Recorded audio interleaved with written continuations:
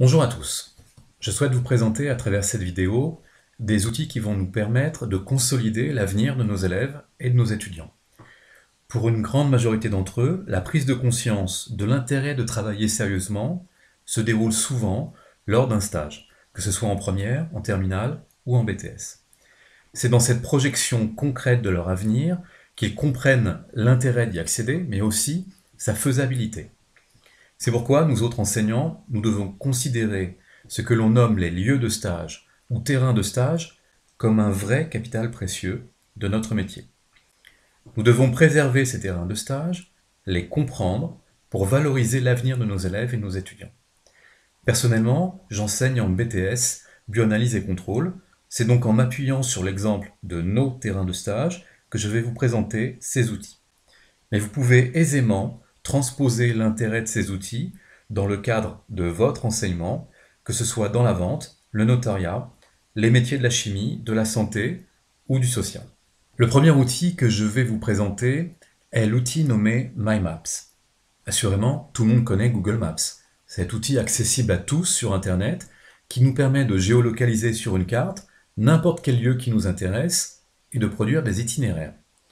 L'outil MyMaps, développé en 2007 et rénové en 2014, est un dérivé de Google Maps, puisqu'il vous permet sur une carte Google Maps classique de rajouter vos propres informations, par exemple des informations concernant vos terrains de stage.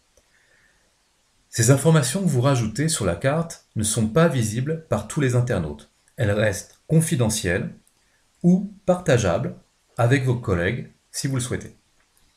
Voici par exemple, sur cette carte, deux visuels correspondant à nos terrains de stage de BTS, bioanalyse et contrôle. Sur cette carte sont référencées 125 entreprises susceptibles de proposer un stage à nos étudiants, dont 25 entreprises ayant déjà pris des étudiants de l'enseignement initial, c'est-à-dire non apprentis, 11 entreprises prenant uniquement des apprentis et 7 autres prenant les deux types d'étudiants. Ce qui fait actuellement un total de 43 entreprises actives pour nos étudiants bioanalyse et contrôle sur 125 entreprises potentielles. Quel est l'intérêt d'avoir une carte de nos terrains de stage? L'intérêt principal est de pouvoir faire des propositions géographiquement personnalisées d'entreprises à nos étudiants, mais aussi à nos collègues.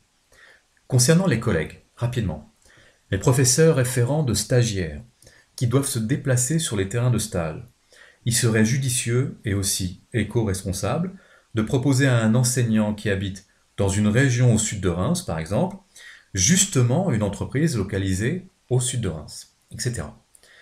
Pour ce qui est des élèves ou des étudiants, les entreprises préféreront sans doute un étudiant local, plus à même de comprendre les ressources de la région, plus ponctuel aussi, voire plus disponible. Un exemple anodin, imaginons une entreprise qui voit la majorité de ses employés rentrer chez eux vers 18 heures. En soirée, un problème survient. Ce peut être une personne qui a oublié ses clés dans un bureau ou une alarme qui se déclenche. On voit bien alors tout l'intérêt d'un employé local, qui pourrait être un de nos élèves étudiants. Quel que soit le petit service local qu'il pourrait rendre, cet employé deviendrait alors essentiel pour l'entreprise. Ce qui est intéressant avec l'outil MyMaps, c'est que on peut l'interroger. Cette petite loupe permet de faire des recherches. Vous pouvez tout aussi bien chercher la localisation d'une rue précise, comme sur Google Maps, mais aussi et surtout interroger le moindre détail que vous aurez rajouté à votre carte. Par exemple, je peux très bien demander de me présenter sur ma carte exclusivement toutes les entreprises qui travaillent dans le Champagne. Mais on peut aussi demander de voir une représentation sur la carte des entreprises qui ont proposé un stage en 2014.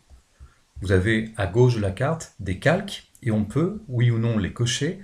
Et les entreprises, si elles sont cochées, apparaîtront en marron si elles ont proposé un stage en 2014, comme ici sur cette carte. En 2016, ici, en rouge, on observe des entreprises qui ont proposé des stages donc à cette époque, etc. C'est-à-dire que l'on obtient une représentation dans le temps des terrains de stage. Par conséquent, on récupère l'histoire de nos stages réalisés par nos lycéens. Cette mémoire centralisée est précieuse, et il est intéressant qu'elle ne soit pas éparpillée dans des mémoires individuelles ou bien perdues à l'occasion d'un départ en retraite. Par ailleurs, la centralisation des données permet de faire des recoupements et ainsi générer de nouvelles informations, comme par exemple des tendances à l'embauche de stagiaires par ces mêmes entreprises. Concrètement, imaginons un étudiant en recherche de stage qui nous dit habiter Herbis. Je me rends donc sur ma carte de stage de BTS Bioanalyse et Contrôle. J'ai ici une représentation de la carte avec la région et toutes les entreprises. La légende, ici, les couleurs ne correspondent pas à ce que je vous ai présenté tout à l'heure. Ce n'est pas les initiaux, les apprentis, etc. Mais c'est une légende par stage, par année de stage. En bleu, c'est toutes les entreprises, les 125 entreprises qu'on a référencées. Et puis en marron, les entreprises qui ont proposé un stage en 2014, etc., etc. Alors, notre étudiant vient nous voir en classe, il nous dit habiter Herbis et il ne trouve pas d'entreprise pour réaliser son stage. On a une loupe, on va donc pouvoir inscrire Herbis. Ici, Google Maps, via My Maps, nous fait une proposition, Herbis. Justement, le département, enfin le code postal 10700, c'est bien dans notre région, donc on clique dessus. Et My Maps donc, nous représente cette localisation Herbis avec toutes les routes alentour. Et effectivement, on se rend compte que cette localité de cet étudiant semble assez désertique concernant notre domaine d'intérêt, c'est-à-dire concernant les stages pour notre BTS. Mais en réalité, il nous suffit juste de dézoomer quelque peu, donc on va dézoomer. Il nous suffit juste de dézoomer quelque peu pour voir apparaître progressivement une quinzaine d'entreprises, les plus proches justement du lieu d'habitation de l'étudiant. Donc l'étudiant, il habite ici, à Herbis, et on voit bien apparaître une quinzaine d'entreprises, avec certaines qui n'ont pas proposé, qui n'ont jamais proposé de stage, mais d'autres qui nous ont déjà pris des étudiants. Et c'est ça qui est intéressant. Par ailleurs, il me suffit de cliquer sur chaque entreprise pour accéder à l'ensemble des informations concernant les stages qui s'y sont déroulés. Par exemple, ici, je clique et je vois que c'est l'entreprise Cristal Union, Villette-sur-Aube, une entreprise alimentaire, sucrerie précisément, qui a pris un apprenti, le A égale 1, c'est un apprenti en 2015, et aussi un apprenti en 2014. En 2015, l'enseignant qui a réalisé le suivi du stage, c'était moi-même. L'étudiante ici est mentionnée, elle était en 2015 en deuxième année d'apprentissage, la tutrice, Madame Lorca, et en 2014, etc., etc. Et puis on a aussi des informations donc, sur le téléphone dans l'entreprise, et aussi son rang, donc concernant les entreprises prenant des apprentis, elle est en position numéro 12. On peut aisément, si l'on souhaite, sélectionner toutes ces informations.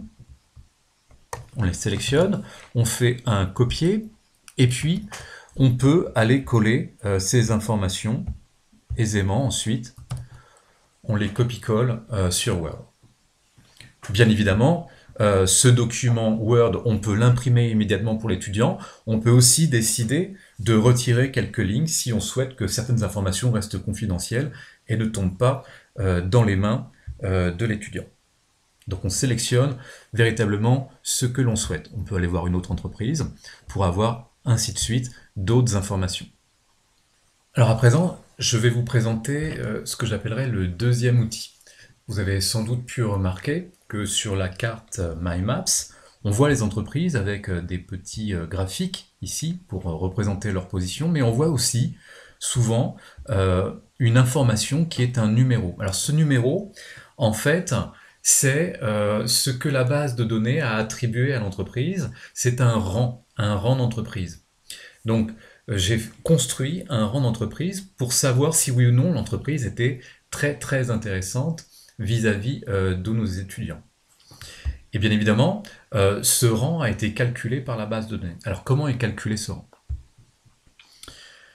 Donc ce rang est calculé par un score. Par exemple, ici, vous avez Delpharm à Reims qui est numéro 1. Alors comment est calculé ce rang? Ce que l'on observe ici, cet histogramme représente le suivi du nombre de stagiaires, donc le nombre de stagiaires, en fonction des années. Donc ça couvre jusqu'en 2020. Donc depuis 2014, on a suivi le nombre de stagiaires et on les renseigne année après année. En rouge, ce sont nos étudiants apprentis, en bleu, les étudiants initiaux. Ici, le score a été calculé en fonction de est-ce que l'entreprise prend beaucoup d'apprentis et d'initiaux. Et cette entreprise, Delpharm à Reims, est au rang numéro 1, c'est-à-dire c'est elle en fait qui a le score le plus élevé. Alors, comment est calculé ce score? Voici la formule que j'ai utilisée, que j'ai construite pour obtenir un score pour chacune des entreprises. C'est pas bien compliqué. Il y a 7 années, de 2014 à 2020, donc finalement, je lui demande de calculer la somme des apprentis, la somme des stagiaires en 2020, apprentis plus initiaux, et cette somme, je la multiplie par le coefficient 7, auquel j'additionne la somme des stagiaires en 2019 que je multiplie par 6, etc., etc. Et à la fin, on a une somme globale sur le nombre de stagiaires, année après année, coefficienté à l'année. Et pour ce qui est de l'entreprise Delpharm, on a un score de 123. Toutes les entreprises vont donc avoir un score, et ensuite, la base de données va classer les entreprises en fonction de ce score. Et bien évidemment, l'entreprise Delpharm a eu la position numéro 1. Ce qu'on peut remarquer avec ce score, c'est que assurément, la manière dont j'ai construit ce score, c'est que ce qui m'intéresse moi, mais on peut bien évidemment choisir un autre type de score, ce qui est intéressant, c'est les entreprises qui prennent des stagiaires récemment.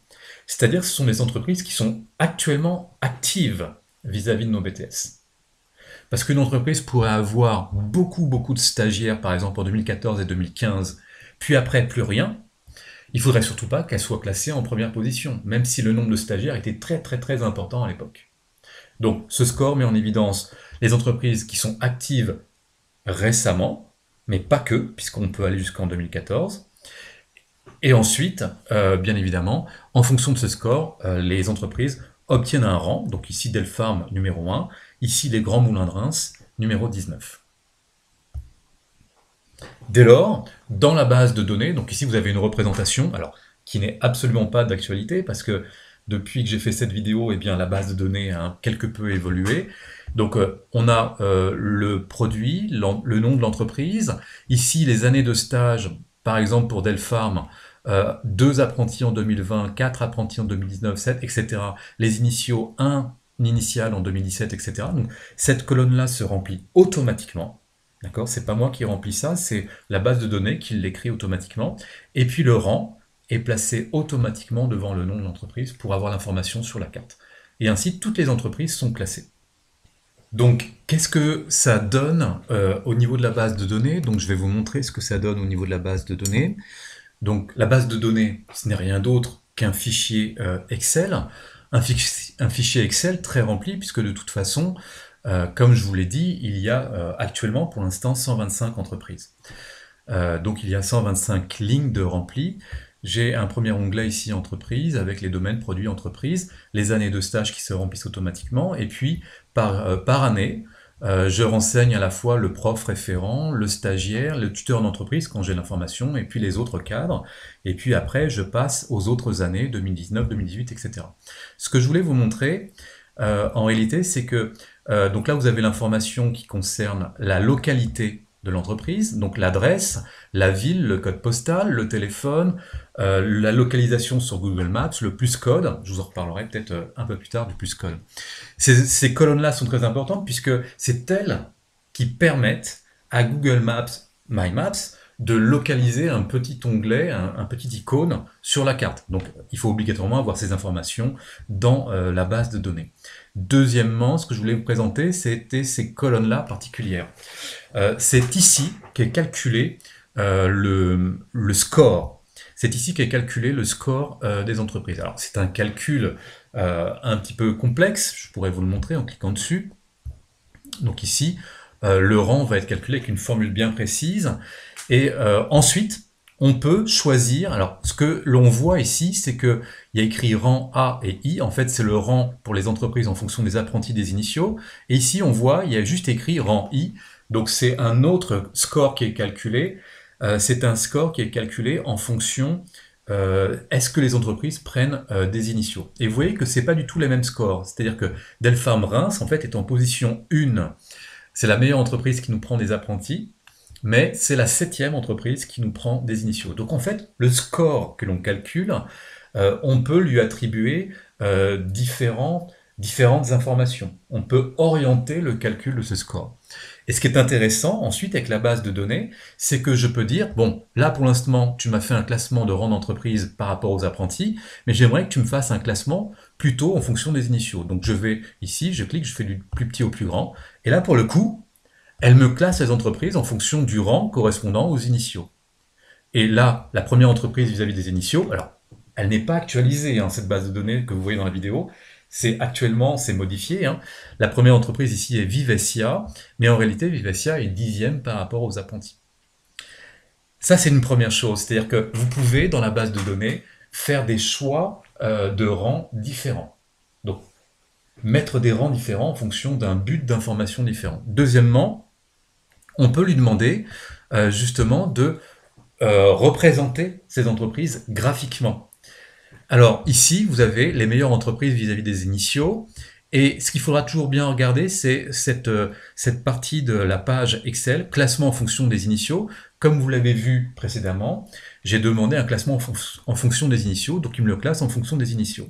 Ce qu'on voit, c'est qu'on a Vivessia numéro 1, puis l'Université régionale Champagne-Ardenne avec l'environnement, stress, environnement et biosurveillance, c'est ce qu'on appelle le CBio, là en 2e position, Champagne, Meurthe et Chandon en 3e position, et puis encore l'université avec un autre département, etc., etc. Donc les graphiques qui apparaissent ici sur cet onglet de page Excel sont classés par ordre, c'est-à-dire qu'il mettra toujours la meilleure entreprise, puis la 2e, puis la 3e, puis la 4e. Ça, c'est les initiaux. Il y a un autre onglet ici, meilleure entreprise, apprentis initiaux. Quand je clique dessus, en fait, il est censé me présenter les meilleures entreprises apprentis. Seulement, comme on a demandé un classement par initiaux, et là il y a bien écrit par initiaux, eh bien il me met la meilleure entreprise apprentis, il me la met ici, en fait 10e, donc c'est complètement faux. Donc il faudra un petit peu faire attention, c'est-à-dire que quand vous êtes sur cet onglet A et I, il faut faire en sorte qu'il y ait écrit ici apprenti. Donc je reviens ici à entreprise. Ici, je redemande un classement en fonction des entreprises apprentis. Il me remet le bon classement. Je vais voir l'onglet apprenti. Il met bien apprentis initiaux et vous avez vu que l'écran a bougé. Cette fois-ci, il met bien Delpharm en 1re position, Givaudan en 2e position, Cristal Union, etc., etc. Donc, il me donne un visuel du rang des entreprises par rapport à l'embauche des stagiaires. Et ça offre une nouvelle information. Alors, une nouvelle information, quel type de nouvelle information cela nous offre? À partir de ces graphiques, la question qu'on peut se poser, c'est est-ce qu'on ne peut pas essayer d'estimer des fréquences d'embauche? Pourquoi avoir des fréquences d'embauche? Eh bien, pour essayer de mieux orienter nos élèves, nos étudiants vers telle ou telle entreprise. Ce qu'on a vu avec le premier outil MyMaps, c'est qu'on pouvait avoir une géolocalisation personnalisée des entreprises autour de l'habitat de l'étudiant ou de l'élève. Ça, c'est bien. Mais il ne faut pas non plus l'orienter vers les entreprises qui n'embauchent jamais. Donc c'est bien d'avoir un deuxième outil qui, en plus, nous dit ces entreprises-là, elles ont beaucoup embauché récemment, ou alors elles ont beaucoup embauché il y a très longtemps, mais récemment, en tout cas, elles embauchent pratiquement plus. Alors je vais vous donner un exemple. L'exemple de Givaudan, qui est l'entreprise qui est classée numéro 2 vis-à-vis des apprentis. Donc voilà à quoi ressemble cet histogramme, le nombre de stagiaires, les apprentis, les initiaux depuis 2014. Que nous disent graphiques? Alors déjà, ce que vous devez savoir, c'est que nos apprentis, en réalité, ils couvrent, leur embauche couvre 3 années civiles.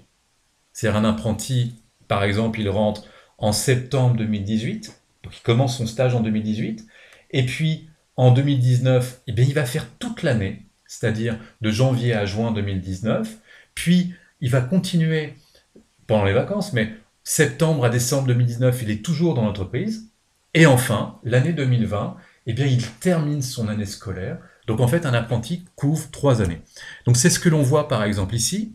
On a un apprenti stagiaire qui a été embauché en 2014. 2014, donc première année, deuxième année, ici, et troisième année civile. Donc là, vous avez un apprenti qui a été embauché en 2014. Ici, vous avez donc un apprenti qui a été embauché en 2016, et enfin, 3 années, 2018, 2019, 2020, vous avez un apprenti qui a été embauché dans cette entreprise Givaudan. Il a été embauché cette année, c'est-à-dire en 2018. Donc, globalement, ce que l'on voit, c'est que un apprenti a été embauché tous les 2 ans, 2014, 2016, 2018. Donc, cette entreprise, elle embauche des apprentis tous les 2 ans. Par conséquent, on peut estimer, on peut imaginer, on peut simuler, modéliser, se dire que cette entreprise, sans doute, elle va peut-être embaucher un apprenti en 2020. On n'est pas encore en 2020, mais on peut commencer à l'imaginer.